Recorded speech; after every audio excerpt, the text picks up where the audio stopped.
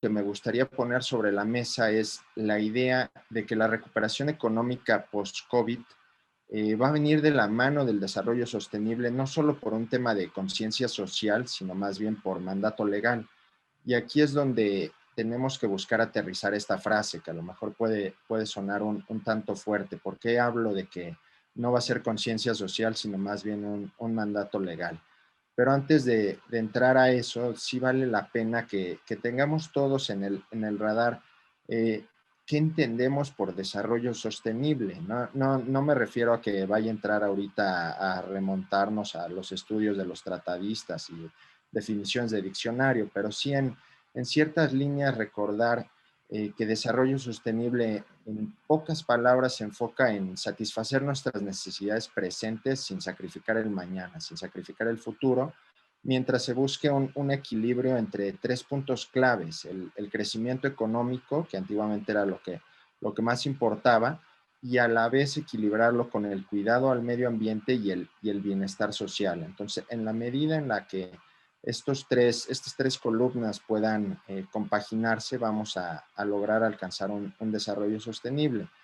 Y bueno, esto tal vez sigue siendo un tanto abstracto, y para tratar de concretar estas ideas que no se queden un poco flotando, en el pasado, en 2015, la ONU ya nos ayudó a fijarnos una ruta de viaje o un plan de vuelo en el cual pues fijó una agenda para 2030 en la cual ayudó a señalar 17 objetivos de desarrollo sostenible. Y esto me parece muy relevante porque en ocasiones todos o gran parte de la gente escucha desarrollo sostenible y piensa en medio ambiente, piensa en cambio climático, y hasta ahí llega la reflexión. No toman en cuenta que hay veces que desarrollo sostenible debe de entenderse como un concepto más amplio. Hay que tener en cuenta la relevancia de la educación, la igualdad de género, el fortalecimiento de nuestras instituciones. Este es un punto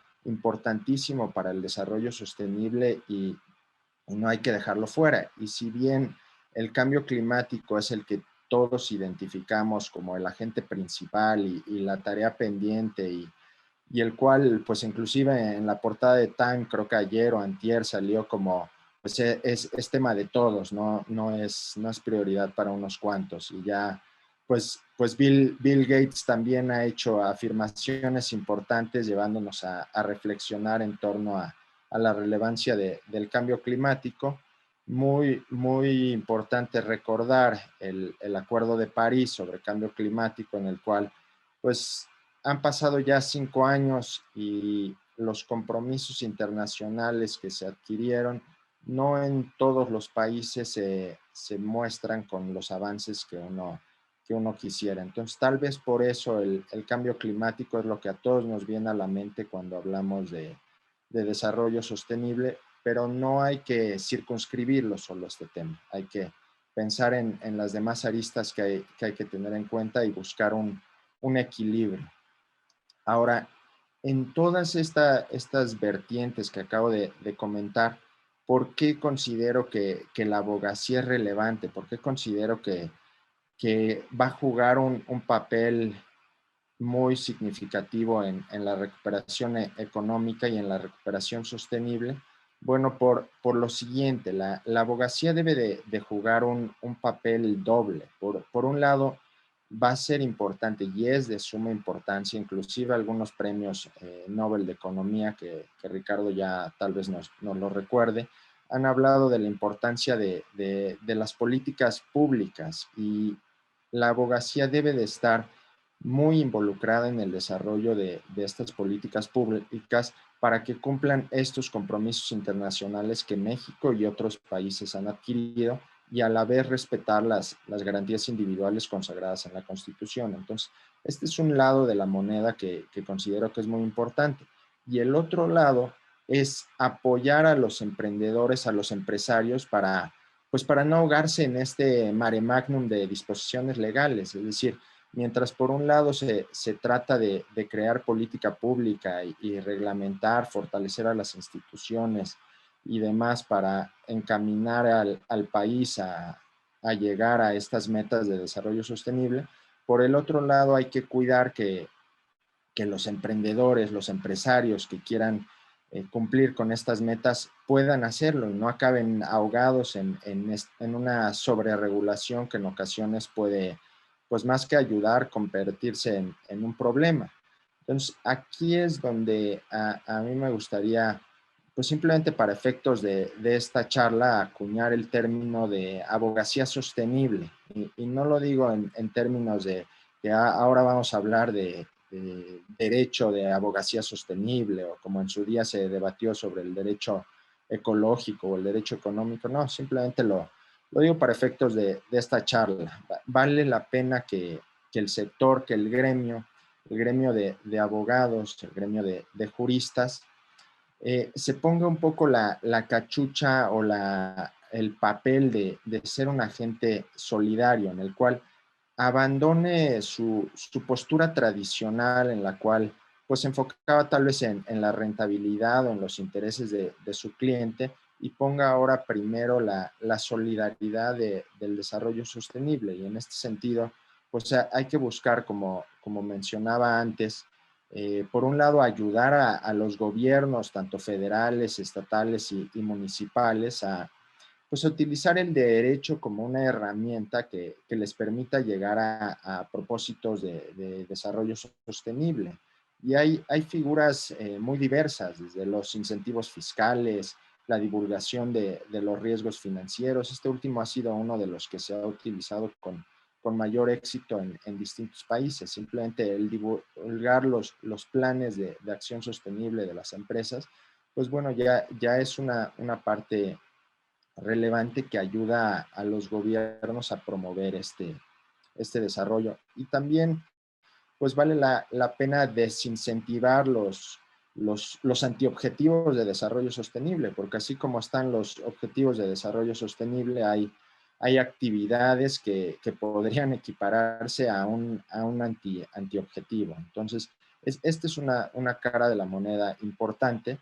Y por otro lado, como comentaba, hay que, hay que sensibilizar al gremio de cómo hay que llevar de la mano a los emprendedores. Y por emprendedores no quiero que se entienda solo a pequeños empresarios. El emprendedor es quien lleva la idea de lanzar un proyecto, es el que se anima a emprender. Y aquí Marcus hilará más fino más adelante en cuanto al emprendimiento, pero a mí sí me gustaría dejar claro que la abogacía sustentable debe ayudar a estas personas o a estas empresas que se atreven a emprender, que se atreven a buscar, perseguir una causa sostenible y ayudarlos a sacar adelante sus proyectos, porque pareciera en ocasiones que están en un mar de regulación en el que no cae resbala y muchas veces se sienten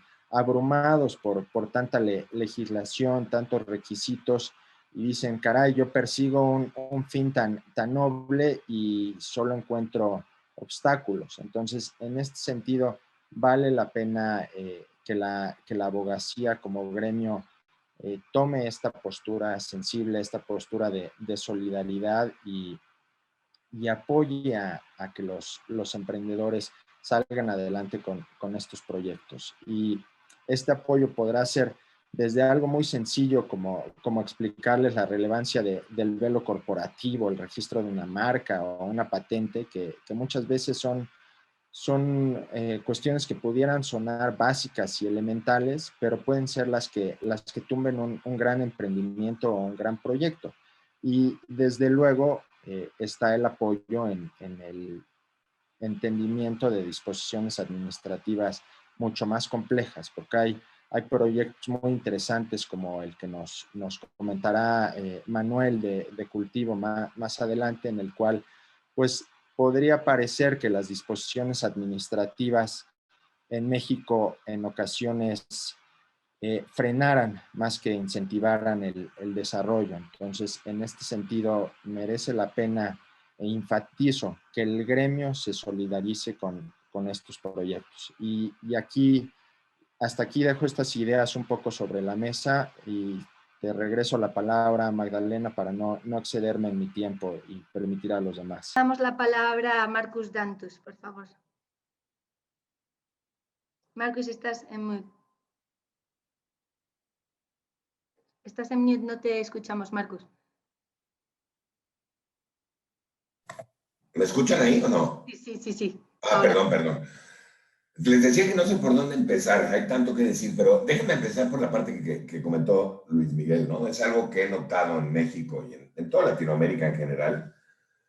Tenemos sociedades donde culturalmente las empresas, en efecto, se les olvida el aspecto financiero y se les olvida el aspecto legal, ¿no? En México,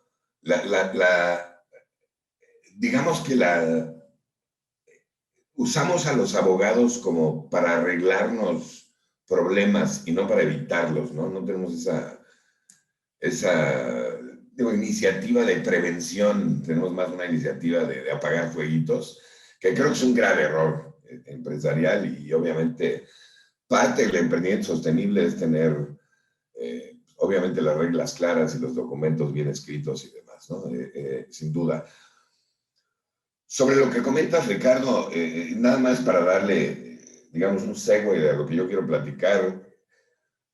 Yo al principio dudaba un poco de la estrategia de este gobierno, luego empecé a dudar un poco de la capacidad.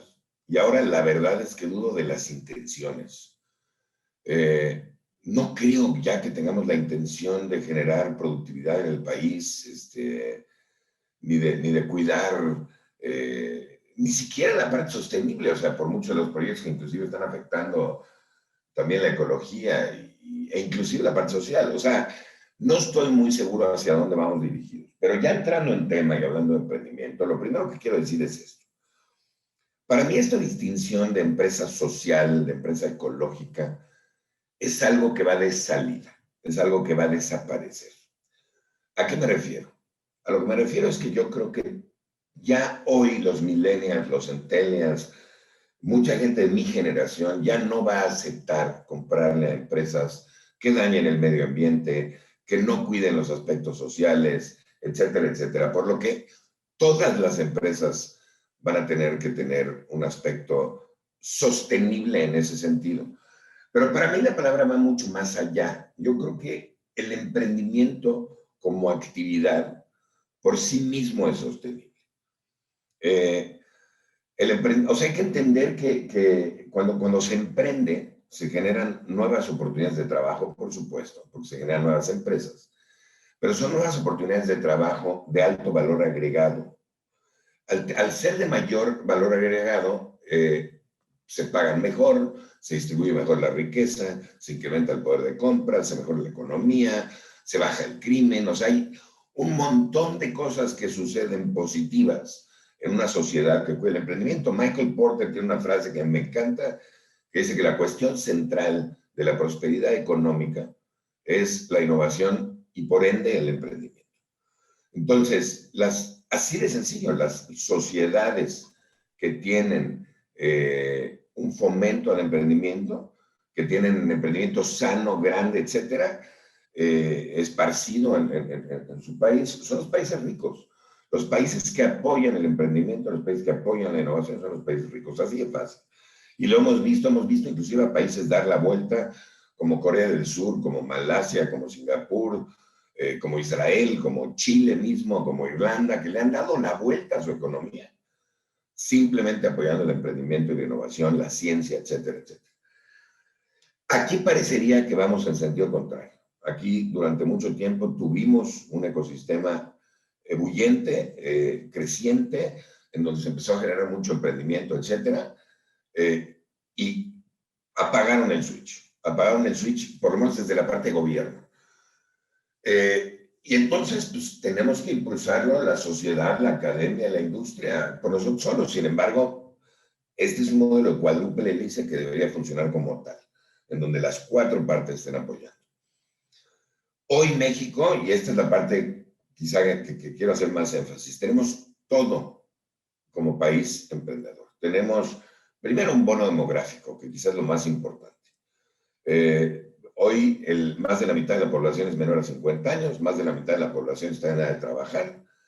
Entonces tenemos una media de 27 años, que además no nos va a durar mucho tiempo. Y esto pues, son condiciones ideales porque tenemos a las personas. Además tenemos una educación privilegiada. Somos el 8º país del mundo en generación de científicos y de ingenieros. No son nada más ingenieros científicos, se ha triplicado la matrícula universitaria en los últimos 10 años en México, en los últimos 15 años, perdón. Estamos grabando mucho más gente de negocios, mucho más gente de diseño, mucho más mercadólogos, etcétera, etcétera, etcétera. Hay un increíble esfuerzo y creación, hay muchísimo dinero en fondos de inversión para invertir en emprendimiento. Somos un país que deberíamos de ser mucho más innovador que otros países simplemente porque tenemos más necesidad y somos más creativos, pero tenemos que enseñar innovación. O sea, tenemos realmente todo para salir adelante. Fíjense otra cosa, geográficamente, México, solo hay 2 países en el mundo que geográficamente unen continentes, que unen, uno es Turquía, que une Europa y Asia, y el otro es México, que une todo el mundo latinoamericano con el mundo anglosajón. Tenemos tratados de libre comercio con el 70% del PIB mundial, que no utilizamos, pero ahí están los tratados. En fin, o sea, somos un país con todo tipo de posibilidades, el mejor clima, increíble producción agrícola, todos los recursos, talento, etcétera, etcétera.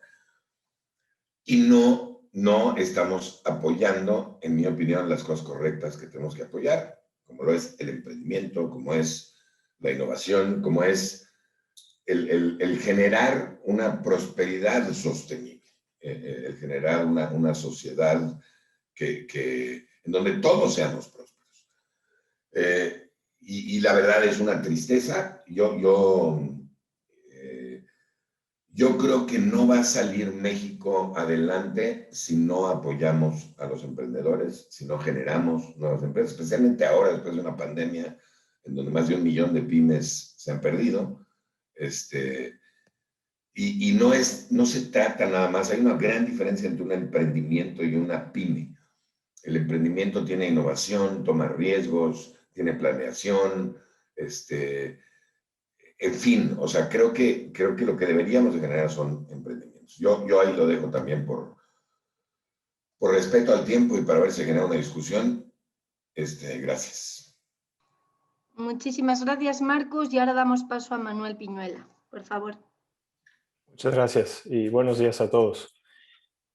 Bueno, yo lo que les voy a presentar, creo que gracias al equipo del HO por la invitación, pero también por ponerme hasta el final, porque tengo la oportunidad de capturar los puntos que tocó Luis Miguel, Ricardo y Marcus en algo muy aterrizado, que es la empresa que cofundé con varios compañeros que se llama Cultivo. Déjenme platicarles un poco más de qué es Cultivo. Cultivo es un emprendimiento sostenible, pero como bien dijeron todos los ponentes, sostenible puede decir muchísimas cosas. Y la verdad es que en Cultivo casi no usamos la palabra porque justo por esa diversidad que tiene de significados. Para nosotros, la sostenibilidad en específico se refiere a poder invertir en la naturaleza de manera directa y en escala. Esto lo hacemos a través de resolver 2 principales problemas que encontramos en el ámbito en el que trabajamos. De un lado, están un problema súper claro de los terratenientes, que es que un terrateniente, desde muy adinerado en Escocia hasta un ejidatario o comunidad indígena en México, sabe que su tierra está degradada por prácticas pasadas, pero lo que no sabe, y aquí está el dolor, es si su tierra puede rebotar, si puede rebotar de manera ambiental, puede regenerarse, y además cómo hacer que rebote con un flujo financiero positivo, un flujo ambiental positivo y un impacto social positivo. Entonces, ahí estaba el primer dolor que encontramos en el mercado. El otro dolor que encontramos es que instituciones financieras y corporaciones a nivel mundial, como bien lo mencionaron en los últimos 30 minutos en la conferencia, están invirtiendo constantemente en la naturaleza, tal vez con etiquetas distintas. Para nosotros es capital natural, es un nuevo tipo de activo, un nuevo asset class, pero que está atrayendo mucha inversión, como no solo de gobiernos, pero también instituciones públicas y privadas, que el problema que tienen es que no pueden encontrar proyectos de calidad y además proyectos que puedan llegar a tener escala y que sea fácil desplegar ese capital.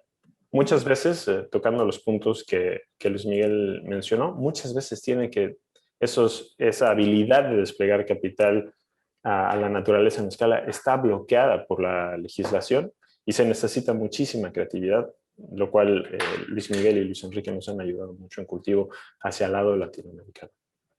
Entonces, con esos dos problemas, lo que Cultivo hizo, por mi sesgo de ingeniero, es arrojar tecnología al problema. Y entonces Cultivo se vuelve una fintech que usa algoritmos propietarios que nos permiten analizar con bases de datos abiertas y propietarias, principalmente datos que vienen de satélites, si ese pedazo de naturaleza puede rebotar, puede ser restaurado, y además cuál va a ser la carga de capital natural y por lo tanto los flujos de capital que va a generar para después otorgar un retorno financiero.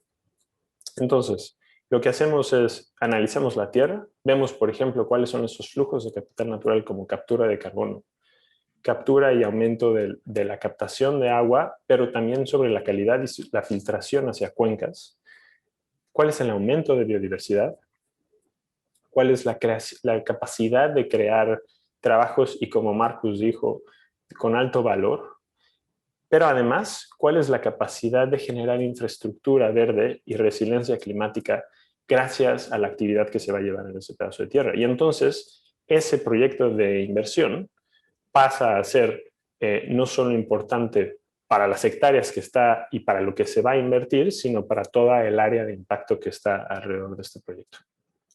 En ese punto, lo que hace Cultivo, cuando un pedazo de tierra tiene capacidad de ser regenerado, generamos nuestro primer producto, que es le llamamos un generador de naturaleza, un Nature Generator, que es una compañía, en esencia, que va a capturar la habilidad de los derechos de la tierra para ser restaurado. Y esa restauración puede ser hacia restaurar a un bosque, restaurar un pastizal, restaurar un manglar y entre ellos muchas actividades que son conducentes y además aprobadas por terceros y organismos internacionales para generar esos bonos de carbono, esos bonos de biodiversidad, esos bonos de agua, esos bonos de resiliencia climática que Cultivo después es responsable para vender y mercadear. Esto, una vez que son vendidos estos bonos, generan flujos que ayudan a pagar a los dueños de la tierra, a los proveedores de servicios a esas compañías, a esos generadores de naturaleza, que pueden ser desde compañías de sensores hasta el ejidatario, hasta todo el ecosistema que se necesita para restaurar ese bosque o esa propiedad, que también incluye a muchas ONGs.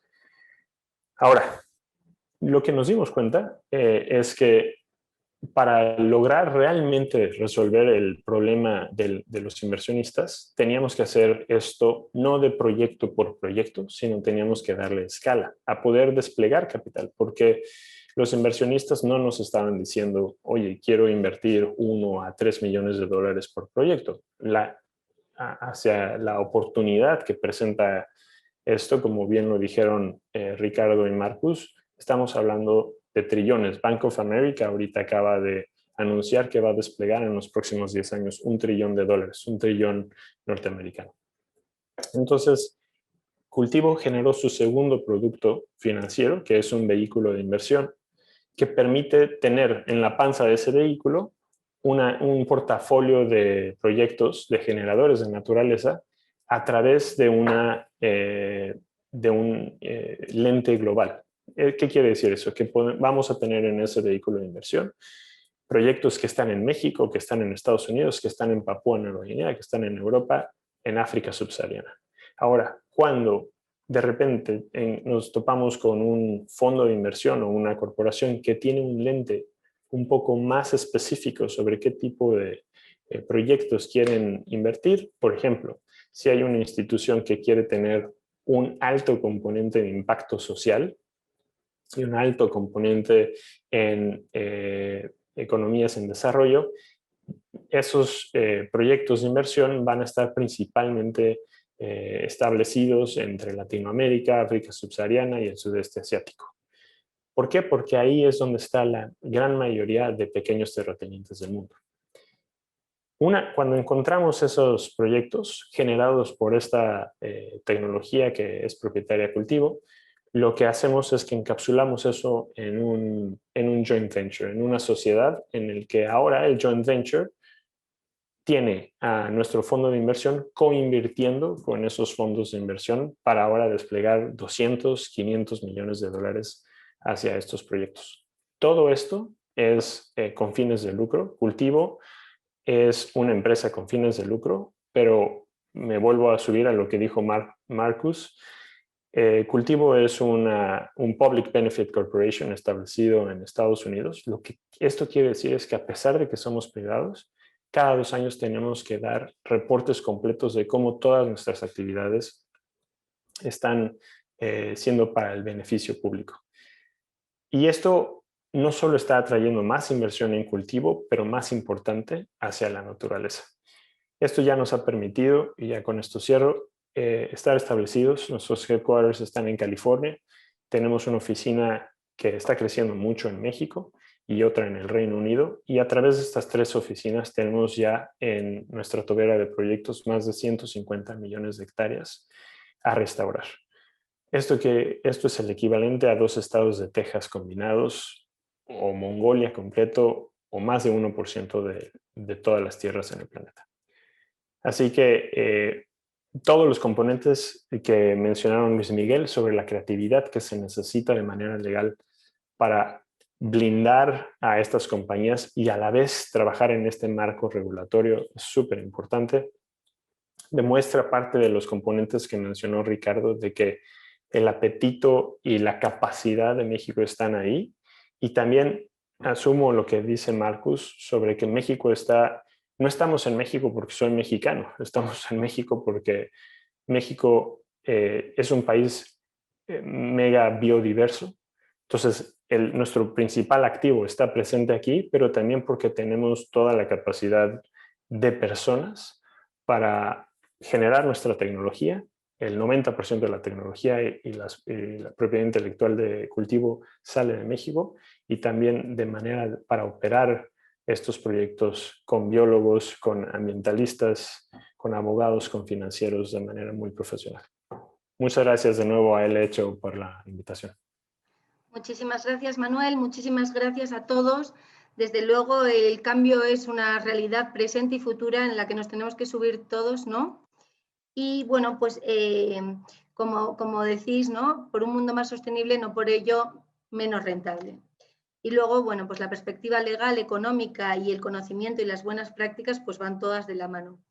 Vamos a dar paso a las preguntas, que os animo a todos a que nos las hagáis llegar por el chat. A mí me han hecho llegar algunas y empezamos. Para Marcus, ¿el emprendedurismo es sostenible por sí mismo? ¿No es una afirmación demasiado amplia? ¿Cualquier proyecto emprendedor es sostenible? No sé si podría ahondar un poco más en eso. A ver, depende de la definición de sostenibilidad. Si hablamos de sostenibilidad, incluyendo lo que es medio ambiente, lo que es social, etcétera, la respuesta sería no. No cualquier proyecto emprendedor es sostenible, pero debería de serlo, en mi opinión. O sea, yo creo que como sociedad, y eso es lo que traté de decir, ya no estamos dispuestos a comprarle a empresas que dañen el medio ambiente o que no sean socialmente responsables. Y obviamente lo vemos como una ventaja cada vez mayor de las empresas. Ahora, en el sentido de sostenibilidad económica, sostenibilidad de un país, crecimiento económico, prosperidad, yo sí diría que cualquier proyecto emprendedor es sostenible, 100%. Claro, a veces no llegan al éxito. Es muy difícil emprender, y más en lugares como México, que tienen cierta hostilidad hacia el emprendimiento. Pero yo sí, en ese sentido, contestaría que todos los proyectos son sostenibles. Muchas gracias, Marcus. Me están llegando un montón de preguntas, entonces vamos a ver si veo cuáles tienen relación para poder juntarlas. A ver. Bueno, comentabas, Marcus, que México tiene todos los elementos para el éxito, ¿no?, en la innovación y en el emprendimiento, y cómo obligar al gobierno a revertir las decisiones que se han tomado con respecto a los recortes de ciencia, eliminación de energías limpias y recortes de presupuesto al cuidado del ambiente, que sabemos que repercuten económicamente y socialmente al bienestar del país. Y juntando esa pregunta con otra que viene, que a lo mejor es, teniendo todos los elementos, México todavía le queda por hacer, ¿cuál sería, por ejemplo, el caso que ha comentado en Chile? ¿Qué ha hecho Chile para empezar a andar en este tema? Bueno, Chile, por ejemplo, tiene una institución que se llama Corfo, que ha invertido muchísimo, no solo en emprendimiento, sino también en todo el ecosistema de emprendimiento de Chile. Y hoy Chile pues, es un polo, digamos, de innovación conocido a nivel mundial, donde llegan empresas de todo el mundo a Chile. Es un país que está completamente enfocado en el cuidado ecológico, en el cuidado de la sociedad, en la prosperidad de sus gentes, y obviamente su economía hoy per cápita pues, es la más alta de Latinoamérica. Latinoamérica es un país, es una, digamos, región compleja, ¿no? Tenemos cosas culturales que nos afectan, y tenemos cosas sistémicas que nos afectan. En manera sistémica, pues, estamos hablando de corrupción y de impunidad y de la mala aplicación de leyes, etcétera, en los cuales Chile, en comparación al resto de Latinoamérica, es mucho mejor. En materia cultural, pues tenemos los problemas de la aversión al riesgo, la intolerancia al fracaso, el castigo al éxito, este tipo de cosas que pues, obviamente también afectan el emprendimiento, en donde también creo que Chile sobresale por lo que ha logrado, ¿no? Vale, muchas gracias, Marcus. Y ahora hay una pregunta para Manuel. ¿Cuáles serían los 5 puntos más relevantes a tomar en cuenta para invertir en México como emprendedor? Bueno, no sé si vayas a poder juntar 5, pero antes que nada encontrar que existe la oportunidad de resolver el problema que quieran resolver en México. 2, que tenga, perdón la pocheste, que tenga un edge, que tenga una ventaja competitiva a hacerlo en México. Por ejemplo, para cultivo esto quiso decir tener expertos en el lado ambiental, tener expertos en el lado de procesamiento de datos, y sobre todo que está todo este país mega biodiverso, del cual nos podríamos apalancar para generar los primeros proyectos. El otro punto es que siempre ayuda, es hablar con gente como Marcus para probar si hay apetito en ese emprendimiento en el país, del lado de inversión. Y por último, checar que no haya algún mecanismo regulatorio que pueda bloquear ese emprendimiento por una cuestión regulatoria específica del país. En general, dado todos estos tratados de libre comercio que Cultivo y mis empresas anteriores sin duda han utilizado, México está muy avanzado, y me sorprendería que hubiera alguna regulación que pudiera bloquear un emprendimiento sostenible, bien pensado y bien elaborado. Así es como lo vería Magdalena, y nada más porque veo algunas de las preguntas, una súper rápida que puedo responder a Brenda Álvarez. Sin duda, Brenda, todos los proyectos de cultivo empiezan del lado de biodiversidad y después tienen esa capacidad de capturar carbono y de tener infraestructura verde. Muchísimas gracias, Manuel. Y tenemos una pregunta de Cecilia para todos los ponentes. ¿Qué opinión tienen de Sistema B? Bueno, si quieren, entro rapidísimo. Creo que es genial el Sistema B. Creo que le permite a empresas lograr esta sostenibilidad de manera acelerada. Cada vez va subiendo la barra. sobre qué tiene que hacer una empresa para entrar al sistema D, pero agregaría que para realmente hacer todo lo que implica el sistema D en cuanto a environmental, social y governance, es volverse como le hizo Patagonia, como le hizo Etsy y como nosotros pudimos hacer desde el principio, una empresa con fines de lucro, pero para el beneficio de la sociedad. Vale. Para Luis Miguel, me quedo con algunos comentarios de Marcus y de Manuel en relación a los obstáculos normativos para el emprendimiento. ¿Ustedes cómo creen que esto repercute en el cumplimiento de los objetivos del desarrollo sostenible? Gracias, Magdalena. Pues sí, escuchando algunos de los comentarios que dijo Marcus, entiendo que comentó cómo se ha venido complicando en los últimos tiempos el apoyo por parte de gobierno para el emprendimiento, y entiendo que esto se puede considerar tal vez como un obstáculo para el emprendimiento en general. Ahora, ¿cómo se puede atender esto? Yo sí soy de la idea de ir al caso concreto. No me gusta generalizar, si bien los números no mienten y las estadísticas ahí están. Creo que sí merece la pena buscar estudiar cada caso concreto para ver cómo se está realmente obstaculizando un emprendimiento. Y en este sentido, creo que si bien en términos generales el gobierno actual a lo mejor no ha estado tan casado con instituciones que sumen al emprendimiento, yo creo que todavía hay esperanza en algunas partes. Es decir, no porque a nivel federal haya una corriente, esto quiere decir que a nivel local no se pueda buscar la vuelta. Es decir, pues Marcus evidentemente dejó ver cómo el Instituto del Emprendimiento que existía anteriormente ayudaba mucho, y entiendo que todavía hay algunos estados en los que estos institutos permanecen. Entonces, hay todavía, yo veo todavía esperanza o algunas opciones que se pueden destacar. Creo que se debe de ver al gobierno no como un enemigo, sino como un ente que tiene áreas de oportunidad para mejorar, y en ese sentido el emprendimiento, como se comentaba, no es algo que caiga solo en la cancha de los privados. O sea, es algo en el cual intervienen diversos actores. Interviene por la parte regulatoria, interviene la parte financiera.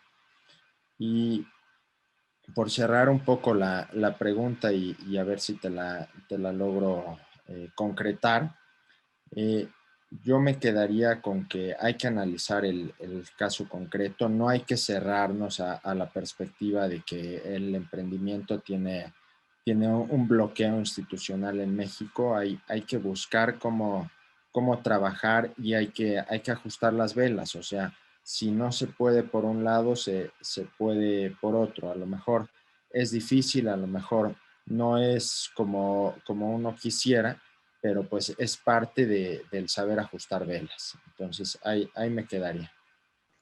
Muchísimas gracias, Luis Miguel. Voy a leer ya dos últimas preguntas para estar en tiempo.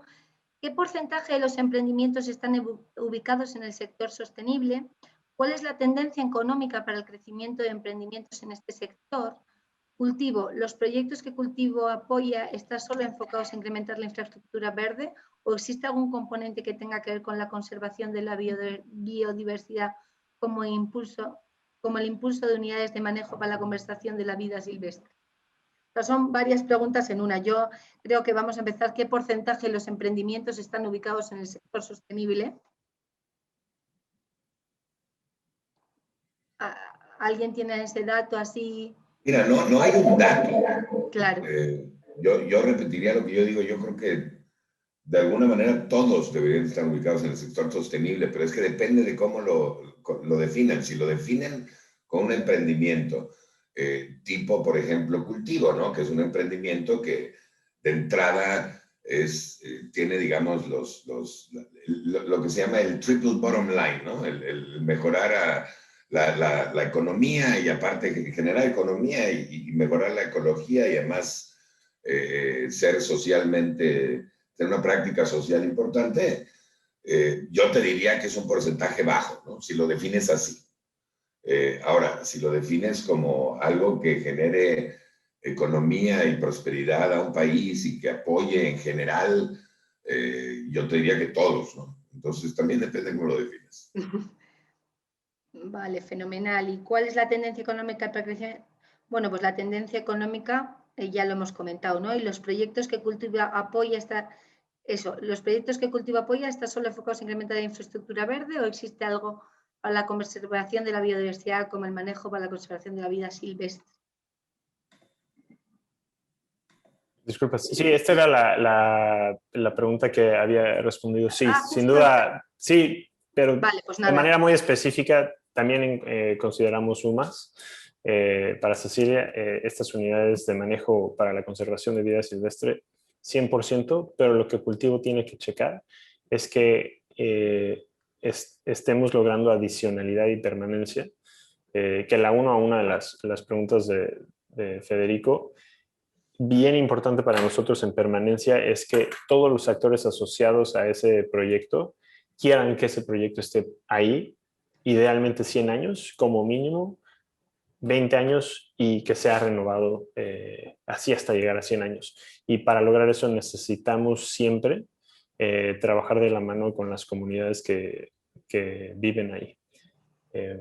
Y de ahí que es tan fundamental lo que pregunta Federico sobre asegurarnos que esas comunidades firmen y se vuelvan shareholders, accionistas de ese proyecto. Claro, perfecto, entendido. Pues veo que es un tema que es presente y es una realidad actual, pero en este webinar ha habido muchas preguntas, por lo que veo que todavía como sociedad tenemos mucho que aprender, ¿no? Y muchas preguntas que nos salen. Así que muchísimas gracias a todos los ponentes por compartir vuestra valiosa información y conocimiento, a todos los asistentes que tenemos hoy. Os animo a que os sigáis apuntando a los próximos eventos de la Cámara, que desde la Cámara estamos comprometidos con la sustentabilidad y el mundo sostenible y queremos dar voz a iniciativas y a conocimientos como los vuestros.